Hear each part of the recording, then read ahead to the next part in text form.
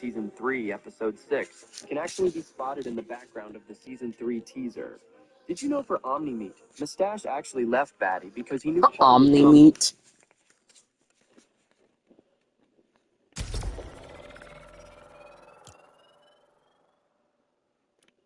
Bro, I cannot wait to get cred.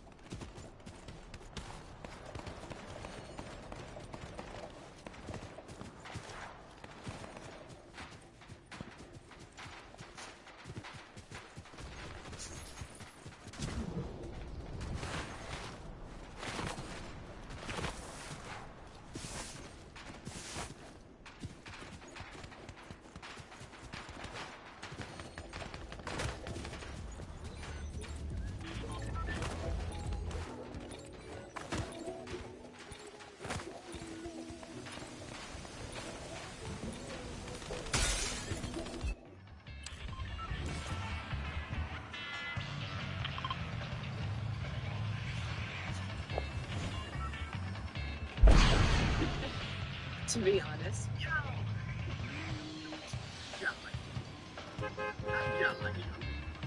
My first follower thinking I forgot him.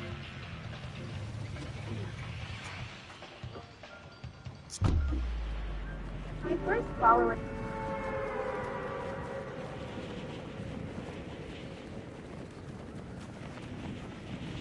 Thinking I forgot him. They say that you're not supposed to be your own doppelganger, right? And that it's supposed to be a bad omen or something bad could happen to you afterwards. Well, someone in my family saw their own doppelganger, and this story is terrifying. It's one of the scariest stories that I've heard any of my family members tell. But if you guys saw the story that I posted like 2 or 3 nights ago about my mom's doppelganger, what's so crazy about this story is that it happened to my mom's twin sister's daughter. So it's important to note that a lot of people in my family have seen things. A lot of people in my family have gifts. What to the extent of those gifts, I'm not sure, but everyone has seen something or heard something at some point. My aunt has sleep paralysis horribly. She has her entire life, my mom's twin sister. And she lived in this house at one point, and this house used to freak me out so bad. Now, I never personally saw anything in this house, but I would always have nightmares in this house, and I would never want to go in the basement alone because the basement just freaked me out. So one night, my aunt puts my niece to bed, puts my nephew to bed, and then she goes to sleep. So after my aunt falls asleep, she wakes up in the middle of the night, and she starts to hear what sounds like a radio changing stations.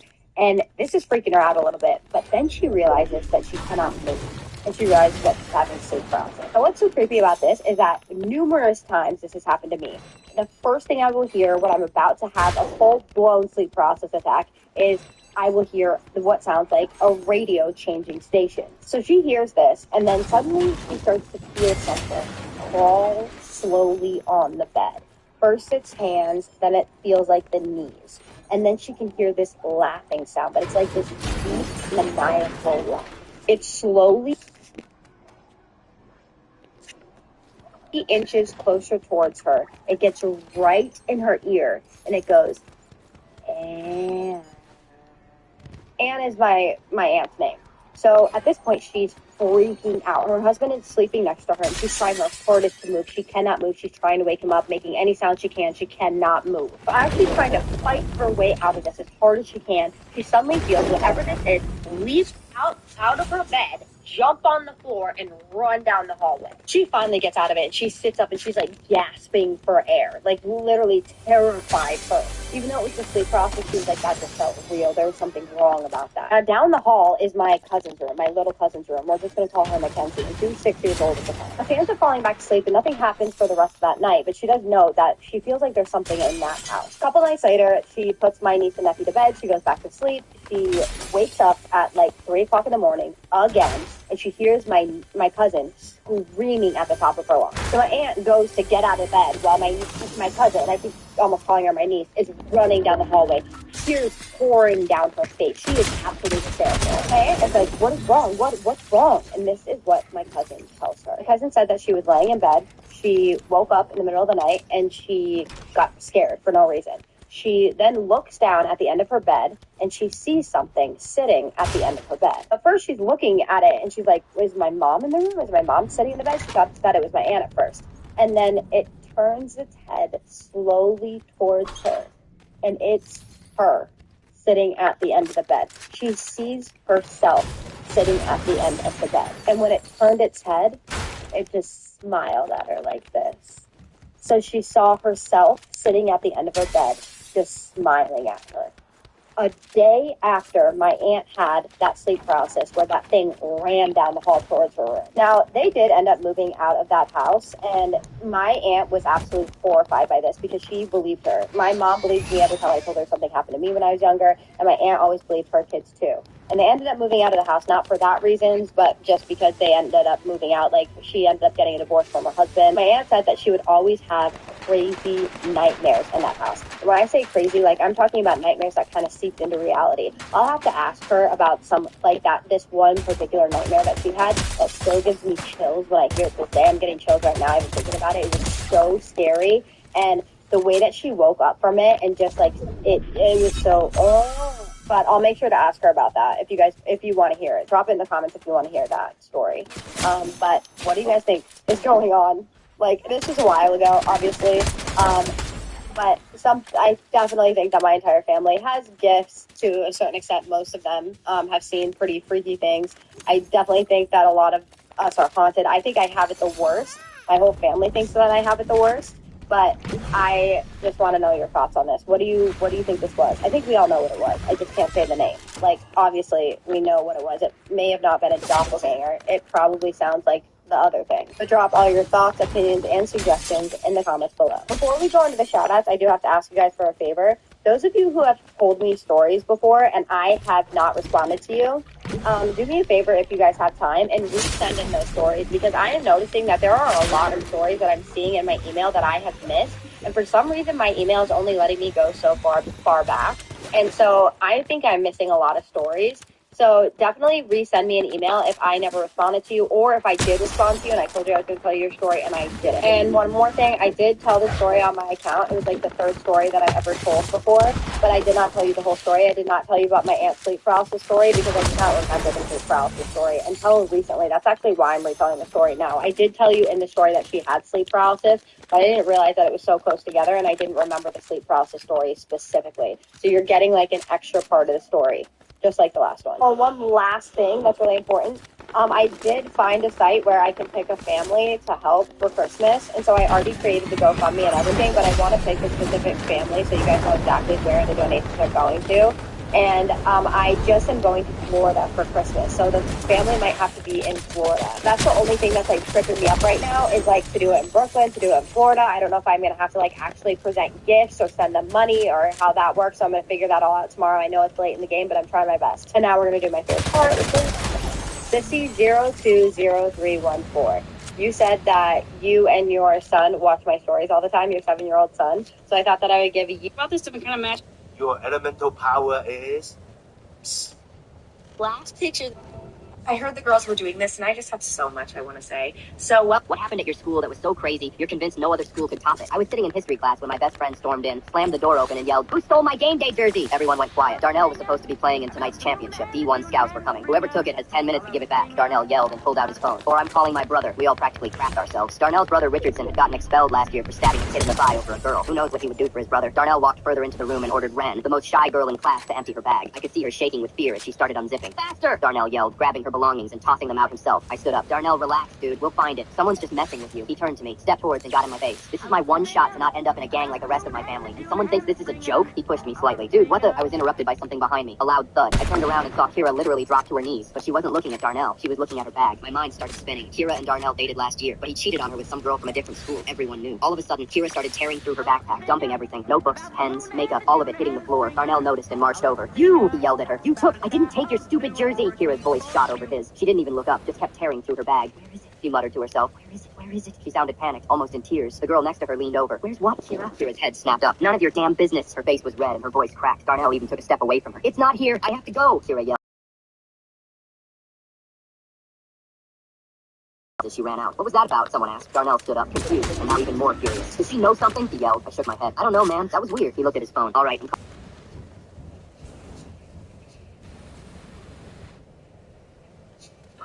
Good. When I saw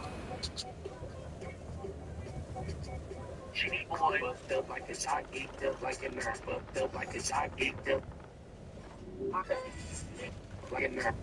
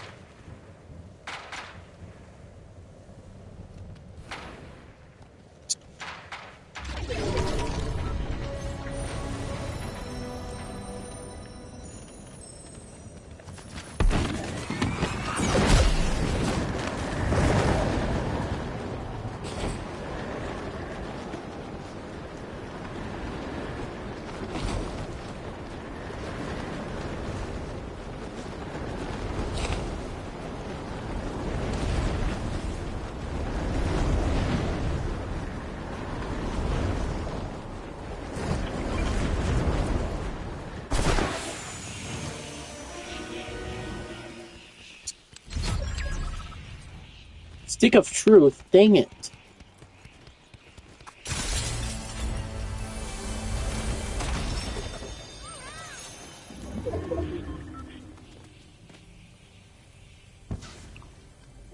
Wait, what?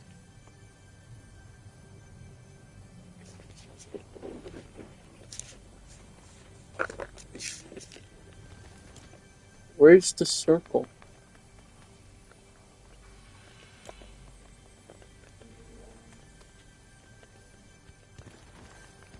That's weird.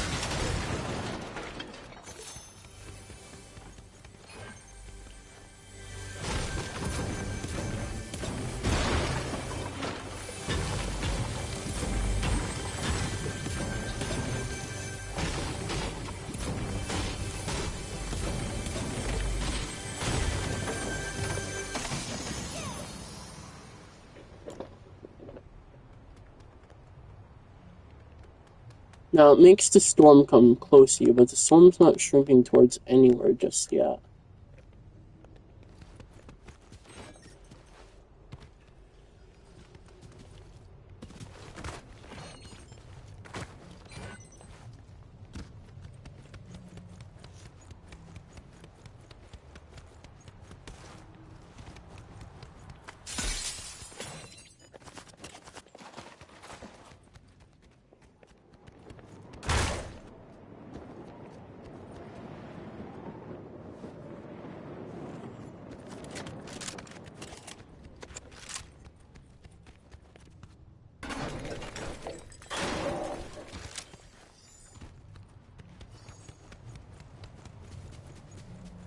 Oh, there it is.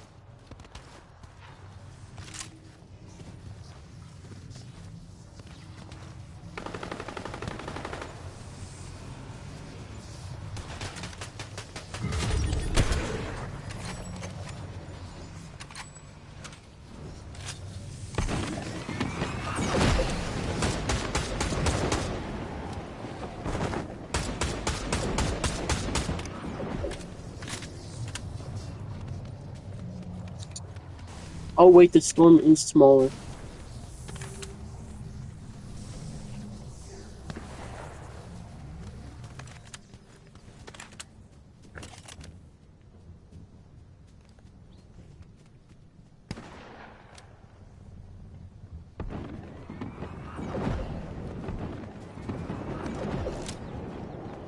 Oh, crap.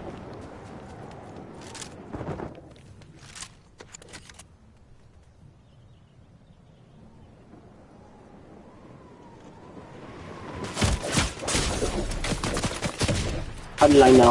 How did I freaking know? I did the Willem Dafoe, and then as soon as that, just got shot.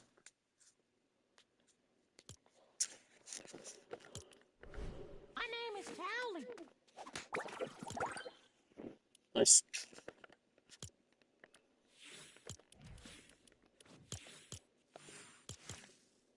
Equip it for him. Don't forget to bring a towel.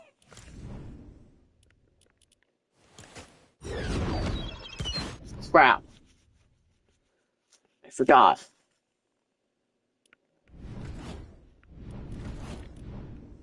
Wait, when does this pass end? March. When does this one start? February 2026? April, March.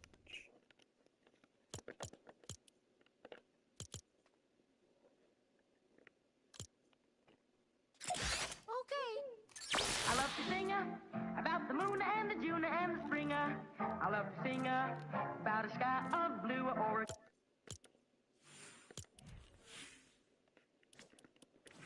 Alright, I haven't done Stan or Kyle much.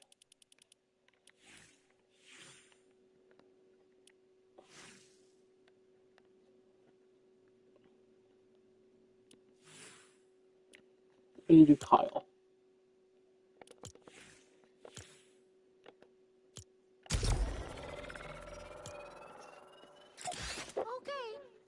I love to sing about the moon and the June and the spring. I love to sing about a sky of blue or the NES for Nintendo Switch. This is Steven, and he. This is part one about how I found out that my neighbor had been dead for 3 weeks. So this is going back to 2023. It was April, I think it was like either the week of Easter or the week before Easter. I was 9 weeks pregnant, and we lived in a duplex, and I was only attached to one other person. So it was just us in one other house. And that person, we lived there 8.5 years, and I only saw him maybe 3 times. So we never, ever saw him. Never had a car in the driveway. Just had no family, no friends, no significant other. Just basically lived on his own. So basically, the whole story is we had called the cops on him a few years prior for disgusting smell coming from his house. So we called the cops. It was in the dead middle of winter. It was probably like January, February. And there was about 2 feet of snow in the ground. So we had a flat roof. So the association would come by and shovel all of our snow off of our roof. I had called the cops because there was just like a terrible smell. So, long story short, the guy was not flushing his toilet. He had no running water in his house. He was a hoarder, apparently. He was drunk, all these other things. Kind of like harsh, to be honest. And they told me that he hadn't been flushing his toilet. He had one sister that lived locally. She had to come and help clean out his house because the cops told him, like, this is like unsanitary and your neighbors don't deserve living like this. He had to clean out his whole house.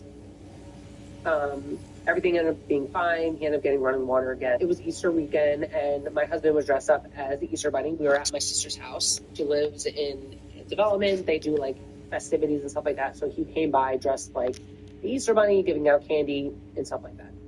Now, I was 9 weeks pregnant at the time. Nobody knew that I was pregnant other than my husband. And so that day, it was beautiful. I'll never forget it.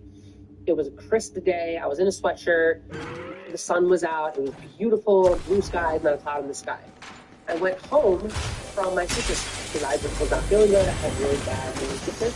So I walk in my house and I'm like, oh, that's like a weird smell. I'm like, ooh, it kind of smells like something's dead. So I was like, oh, my flowers were dying. So I was like, okay, let me just throw out. The smell didn't go away. And now I'm like, okay, that's weird. So my husband had to go to his business for like a couple hours after that. And I said to him when he was on his way home, I was like, hey, like maybe there's something stuck in the pipes. Like, who knows? Like, I don't know what that smell is, but I'm just pregnant. And I don't know if you know, but when you're pregnant, your senses are heightened like to the max. So I told him, I'm like, I don't know what this is. Like something smells dead. And the smell was mainly coming from like underneath my sink in the kitchen. So I'm like, maybe like there's a dead squirrel or something, or like whatever. So then my brain starts ticking. Like, maybe this is like a gas leak or something. Like, I don't know. So I call the gas company. I'm like, hey, can you just come out and just check and make sure that I don't have a gas leak? I don't really know. They say it smells like sulfur. I'm like, it kind of smells like sulfur, but like, I was like, oh, let me just, call. So they come out, they go outside, and they're like, let me just show you, because they tested everything. Nothing came back that there was gas. So he was like, here, let me go outside. I'll show you where the valve is. I'll open it up so you can smell it. In the future, like, if you do have a gas leak. Couldn't find mine. So we went to my neighbor's, my attached neighbor. He undid it, and the gust of wind that came swooping by, the guy was like, wait, is that what you're smelling? And I'm like, yeah. And he was like, yeah, no, that's not gas. He was like, something is dead. Like, that's something dead. So maybe there's like a dead animal or something. So now I'm like, okay, this is getting a little weird. So my husband gets home, and he was like, let me just check like the gas vent on the roof. So he goes on the roof. Ours looks fine, whatever. He looks at my neighbor. It's just black. Circle around. And I'm like, oh my God. This is not good. So I immediately call the cops because I'm like, this is weird. Like, I don't like this, whatever. So we call the cops. Cops show up. I explain to them exactly what's happening. I'm like, I'm pregnant. I can smell literally like from a mile. Smell anything from a mile away at this point. And I'm like, I just need you to do a welfare check on this guy. So they come back over like 20 minutes later and they're like, hey, we haven't made any contact with him. And I'm like, oh no. Oh no. So they're like, we're going to call the sister because the last time you called the cops, we got her phone number when she had to come clean out his house. So we have her number on file. The cops call the sister. And about 20, 30 minutes later, the cops come over, they knock on the door, and they're like, he's dead. I'm like, what? They're like, yeah, he's been dead for weeks at least. They're like, he was by the front door, is where they found him. So as soon as they opened up the door, he was right there. Go to part 2. This is part 1 about how Steven. I had a surgeon email me and tell me that he saw not only a mermaid, but a gin mermaid. Obviously, I cannot reveal his identity because he is in the medical field and he doesn't want this to get back to him at all. He wants to remain completely anonymous, but I'm going to tell you exactly what he saw and how he saw it. So we're going to call him Adam for the story. So when Adam was about 7 or 8 years old, he often accompanied his father and his aunt on trips to Detroit for his cousin's medical care. The reason that they had to go on these medical visits is because his cousin, when she was younger, stuck her hand in a metal fan and lost 2 fingers when they lived in Pakistan. So after they moved to America, his father would often drive his aunt and his cousin to Detroit to get medical care. Now, these hospital visits were obviously boring for Adam, and so sometimes to pass the time, his father would take him on drives nearby the hospital. One place they would often visit was called Belle Isle. It was an island park in the middle of the Detroit River. There was this road that looped around the island, and him and his father would just talk and listen to the radio as they slowly drove past it. It was during one of these drives that something happened, something that he has never been able to forget. As they're driving along the river, he notices something in the water that immediately just felt wrong. He's looking at this thing, and his mind is just not grasping what he's seeing. It appears humanoid in shape, but larger than a person. Not a mermaid in the way that cartoons or movies depict them, but it was like the closest thing that his childhood mind could kind of refer to. The coloration really stood out to him. It was like this greenish blue tone that did not match the river or anything else around it. What kind of unsettled him the most, though, was not the shape, it was the feeling. He had this distinct feeling that this thing was looking directly at him, and he does not know how he knew that. He could not recall facial features, but there was an unmistakable awareness. He knew that he was seeing it, and he also knew that it was aware of him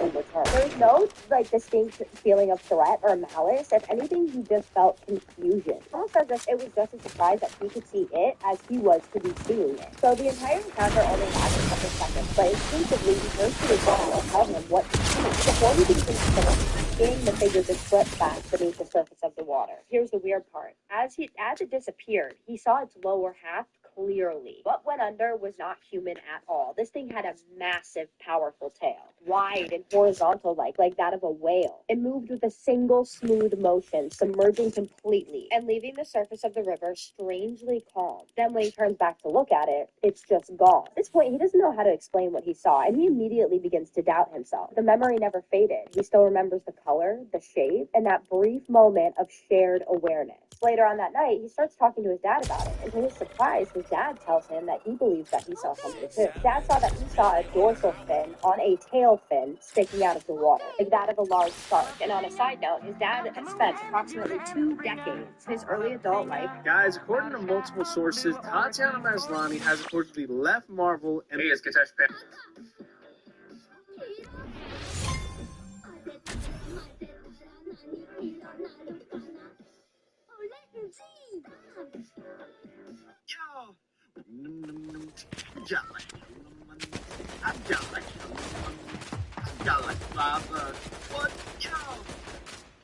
What are some red flags for teachers that scream drop this class immediately? Since we're on the Stranger Things trenches, trying to say a line from each of these characters. Let's go. Alright, Sandy Strip. Okay, Towley.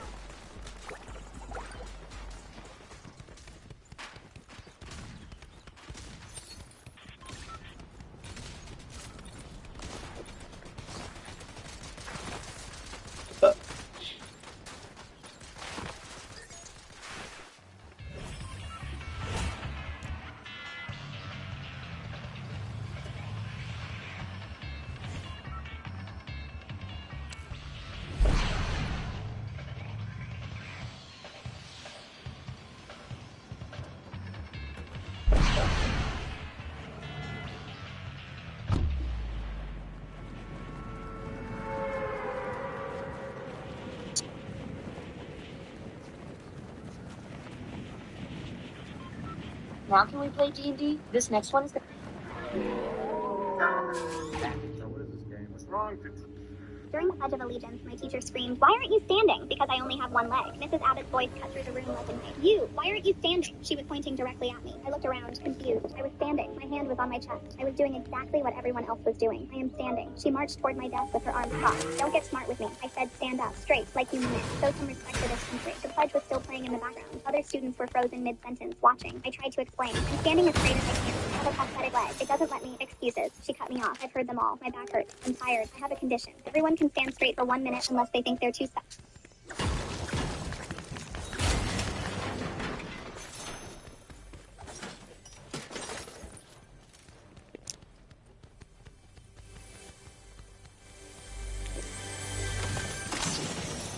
To cry. I'm not making excuses. I physically can't stand straighter. The socket tilts to compensate for... Enough! She grabbed my arm and yanked upward. The force threw off my balance completely. My prosthetic leg wasn't designed for sudden lateral movement. The socket shifted. I tried to catch myself on the desk, but my hand slipped. I let down hard. My prosthetic disconnected on instant. The leg, bone, metal, and plastic clattered across the floor and slid under the desk next to mine. I was on the ground. One leg. The stump of my residual limb exposed where my jeans had ridden up. The pledge was still playing. I pledged allegiance to the flag. The room was dead silent except for the recording. Mrs. Schmidt stared at my prosthetic leg like she'd never seen one before. Like she didn't understand how it got there. Like maybe if she stared long enough, it would make sense. It didn't make sense to her, but it made sense to me. I'd lived with one leg since I was 7. Car accident. I barely remember having 2. And to the republic for which it stands, a boy in the back row stood up. I didn't know his name. First day, remember? She told you. His voice was shaking but loud. She literally told me she has a prosthetic leg. You didn't listen. You just grabbed her. Mrs. Abbott opened her mouth and came out. One nation, under God, indivisible. The classroom door opened. The vice principal was standing in the doorway. He'd been doing walkthroughs for the first day, welcoming new students. He'd heard the commotion from the hallway. He saw me on the floor. He saw during the Pledge of Allegiance, my teacher screamed, "Why aren't you standing?" Because I only... But then I got too overstimulated.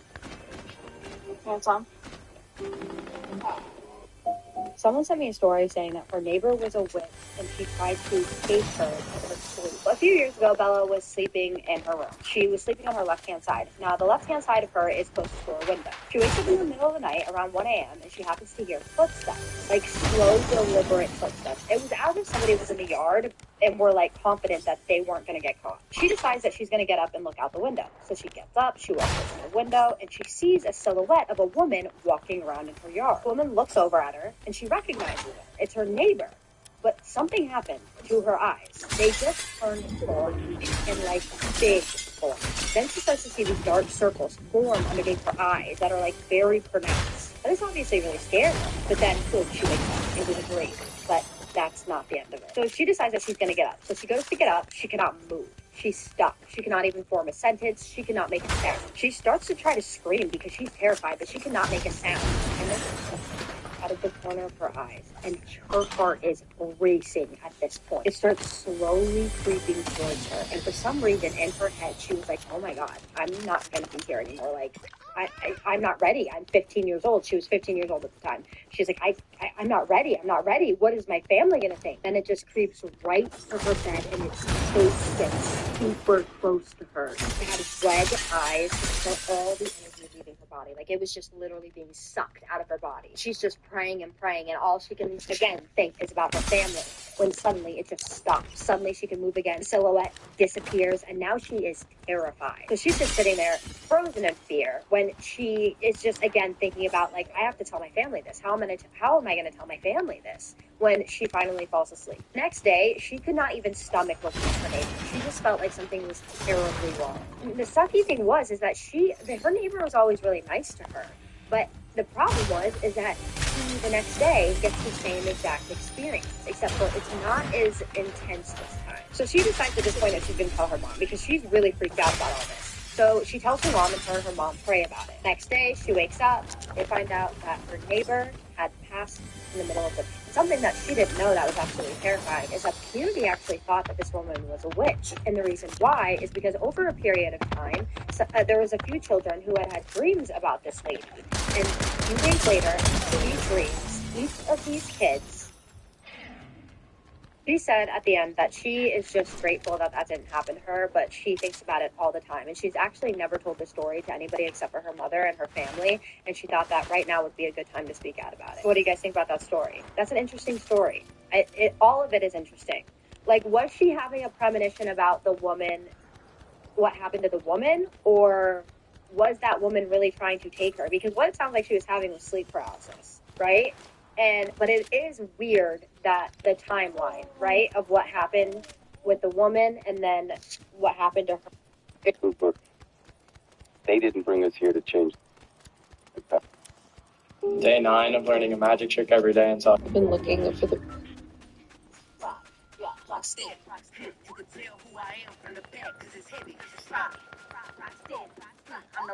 I hope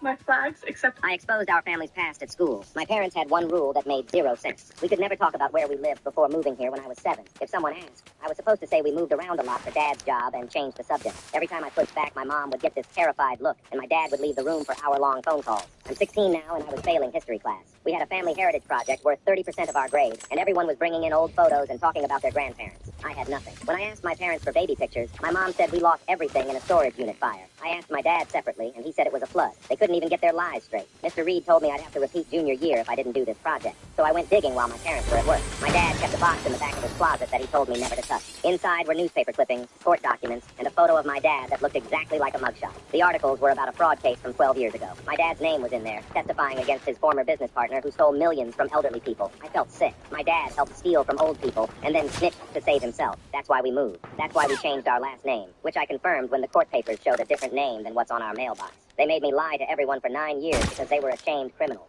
I took pictures of everything on my phone. I was furious they'd been hiding this and making my life harder just to cover up their past. I put together a slideshow with the newspaper articles and court documents. I titled it The Family Secret to make it engaging like Mr. Reed wanted. Friday came and I got up to present. I said my real last name used to be different, and my dad was involved in a major fraud case where he testified against dangerous criminals. I showed the mugshot. I showed the headline.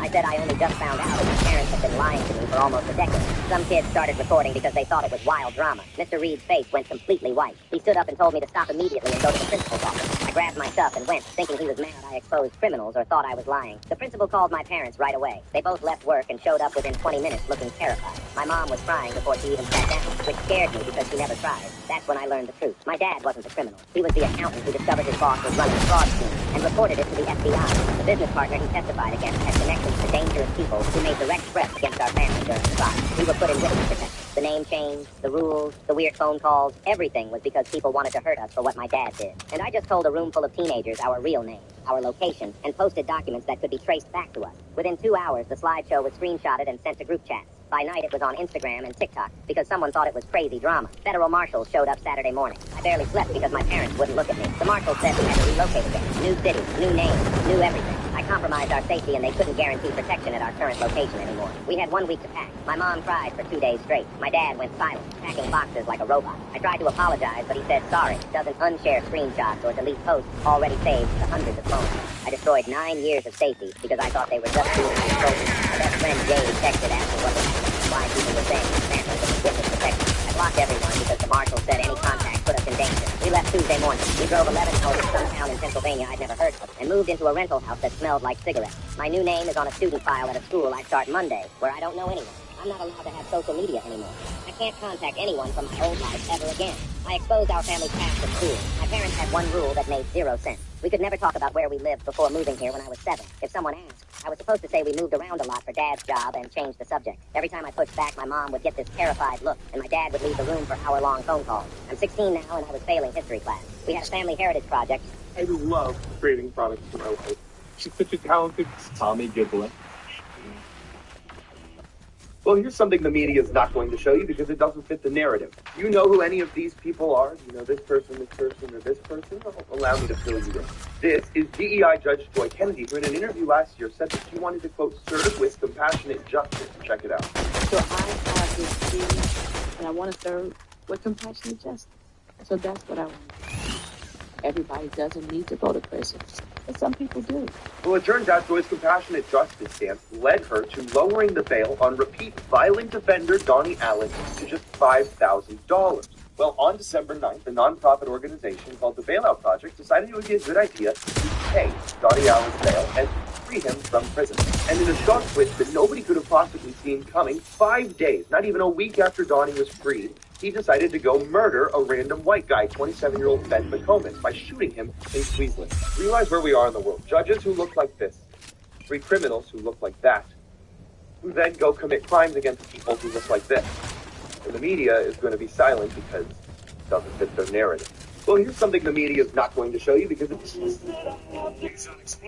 I hate bitches, I hate bitches, I hate bitches. Do you believe in vampires? Because if you do not, this story may change your mind. So the person who sent this in is a nurse, and so she needs to stay anonymous because it was one of her clients. So I'm going to call her Bailey. Bailey used to work as a caregiver about 10 years ago. She's from El Paso, Texas. Now, there are a lot of, farm-like towns surrounding El Paso, Texas, and one of them is called Fabens, Texas, and this is where this occurred. So she gets a job in Fabens, Texas, and she goes out to this house with her boss and a coworker because her boss is introducing them to the client. So they show up to the house, and when they show up to the house, it's the son-in-law, the daughter, and the client. She said that immediately when she walked in, she just felt incredibly uneasy, and she looked at the daughter's eyes, and the daughter's eyes were, very dark.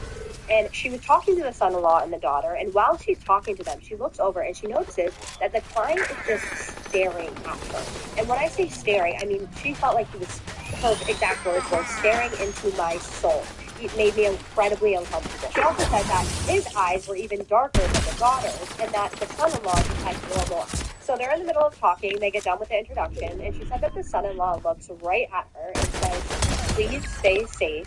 If anything happens, please call me. I mean, if you need help in any way." So she was kind of like, okay. She kind of just brushes it off, and she leaves after she's done with the introduction. She's supposed to come back at 9 p.m. She shows back up at 8:45. When she walks into the house, it's the daughter. Just the daughter is there and just the son. And the daughter tells her that there's a baby monitor and that she'll be using that baby monitor to be keeping an eye and an ear out for the client. Now, the baby monitor was right above where the daughter was standing, and she said that while she was talking to the daughter, she happened to glance up at the baby monitor and she could not see the client in the baby monitor. So she just assumed that he was either in the room somewhere else or he was You not killed Kenny, so you the daughter bastard! gets done with talking to her, and she's like, okay, I'm going to go to bed around 10 p.m., and that's when you can kind of start paying attention to the baby monitor. And so she's like, okay, bet. So the daughter goes to bed around 10 p.m. She's looking at the baby monitor, and she still cannot see her client. So she gets worried. So she goes and checks on him. So the baby monitor was facing directly at his bed, so she had a full view of his bed. So she walks into the room, she opens the door, and she nearly jumps out of her skin because she sees that the client is laying in bed. So she's kind of just like, oh, you scared me. And she, makes sure that he's okay and everything. And then she goes back to the baby monitor and she checks, and again, she cannot see the client. So she's like, what the hell is going on? So she walks back into the room, and this time she faces the camera so that it's directly on him completely. And then she walks back out of the room. She goes back to the baby monitor. She checks the baby monitor again. Still nothing. So she's like, you know what? This camera must be defective.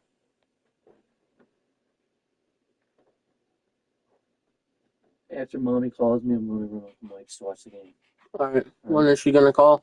She said she was going to call me any minute, but she hasn't called yet. So once she calls, I'm going to run with Mike.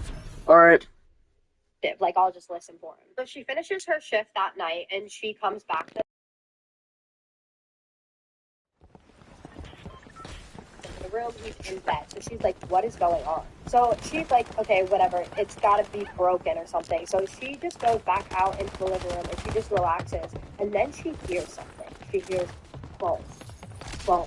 No, is this Nosferatu? In the client's bedroom. She's listening for a second. She's like, there's no way he's up right now. And then she starts to hear this whispering sound, like this light whispering sound, but she hears it, like it's clear as day. So she's a little freaked out, but she has to go check on the client now. So she goes back into the room, she checks on the client, he's in bed. So she walks back out in the living room, and now she's freaked out, because now she's hearing stuff, she can't see him on the baby monitor, and she's wondering about like the eyes and all this other stuff, so her head is just racing. Then suddenly she hears this scream come from the bedroom. The client is screaming. And so she is in shock at this point. So she jumps up and she runs into his room, and he is fine. He is laying there like nothing happened whatsoever, just staring at her with those black eyes. So at this point, she's like, I have had enough. So she goes and checks on the daughter, and the daughter is fast asleep, even though she just heard screaming. So she goes back out into the living room, she checks the baby monitor again, he's still not on the baby monitor, and she is terrified at this point. She said that this went on all night long. Him screaming, her going into the room, and him just up staring at her. Each time, not saying anything, just staring at her. He's not sleeping at all, and she hears him screaming, but it's like not him, or it is him, and he's just messing with her. She's also hearing the walking around in his room, and each time she hears the walking around, I don't even know what to think anymore. so she would know if he was up walking around. She leaves that night, and she calls her boss the next day, and she's like, listen, I'm not going back to that house. There is no way you can get me to go back to that house. It's just too much. And she tells her boss what was going on. Her boss is like, okay, that's fine. You don't have to go back there. We'll send someone else there. So they send someone else there, and the next day, they both get called into the office. Apparently, that girl had went through the same thing that she went through, and had complained about it. So when they get called into the office, their boss is like, listen, what's going on with you two? What happened? So they tell her everything, and they tell her about the baby monitor. So her boss is like, okay, well, why don't we just talk to the daughter about the baby monitor? So they call the daughter, and they're like, listen, some weird stuff has been going on. My employees are complaining, and also something is wrong with your baby monitor. Apparently, your father is not showing up on the baby monitor. We think it's broken. The daughter, instead of being like, okay, I'll check the baby monitor, terminated services right away. No explanation, just terminated services after 3 days. So what do you guys think happened here? What do you think this was? Do you think that this was a broken baby monitor and just some really creepy damage? Or do you think that this was something else? She thinks that it was a vampire. What do you guys think the creepiest part of the story was? Because I gotta be honest with you, him screaming and then her going into the room and seeing that he's just sitting there staring at her freaked me out. Okay, but that doesn't give any like backstory onto how it might be a vampire. Just laying there staring at you, like, oh. Now, correct me if I'm wrong, but I don't know of any cameras that are broken that show the room but not a person. Is that possible?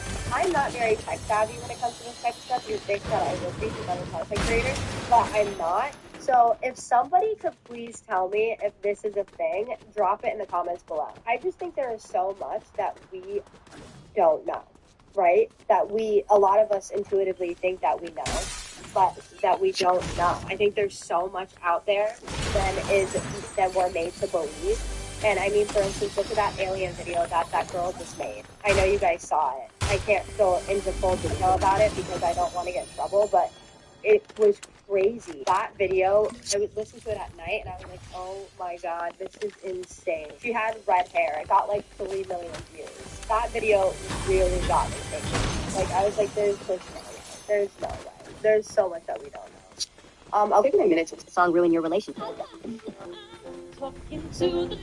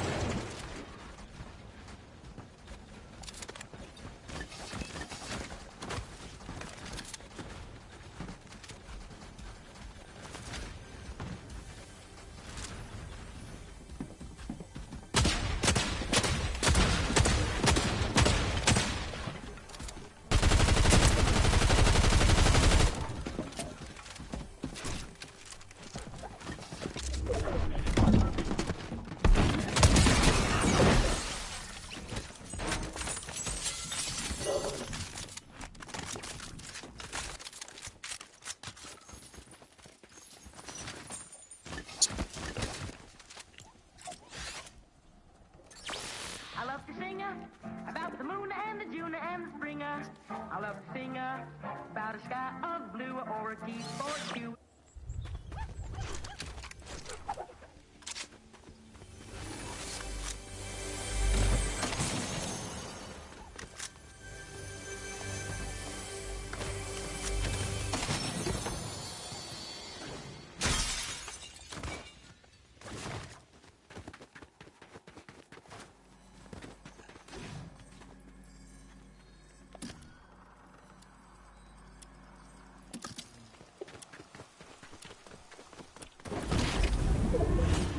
So,